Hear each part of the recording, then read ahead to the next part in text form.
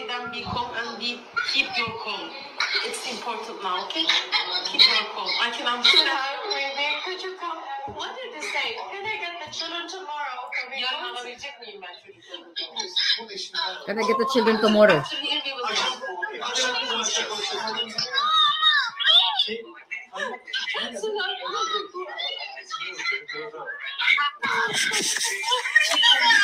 Yes, madam. Okay. Wait. Sweetheart, could you come down for a while? Where are you? I'm in the other police station. Baby, I know. Please come down, sweetheart. We have to do this thing. Come down, and I come down. To do, please.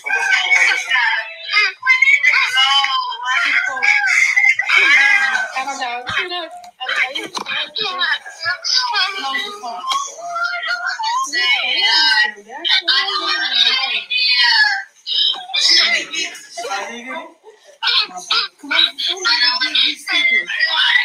Sweetheart, I'm gonna give you a statement. I'll call you back, sweetie, baby. Don't this phone, sweetheart. You're the mother now. I'm gonna tell you the wait and now wait. Stop crying, sweetheart. Wait, baby. We will fight. Don't worry. Mommy will fight. Don't worry. Mommy will fight. Can you speak to Pia Sean?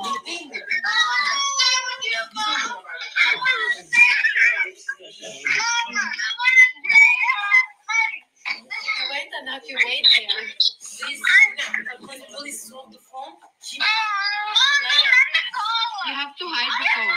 Don't hang up the phone. Maya, hide the phone. don't finish, she can call you. Please.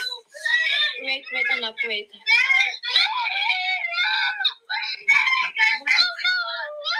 I'm sorry. I'll call you back, Anak. I'll call you.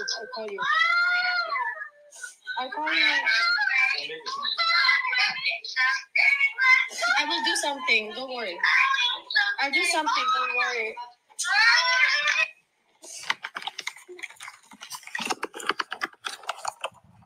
Nire-record niya yan. Dalawa yung phone na hawak niya.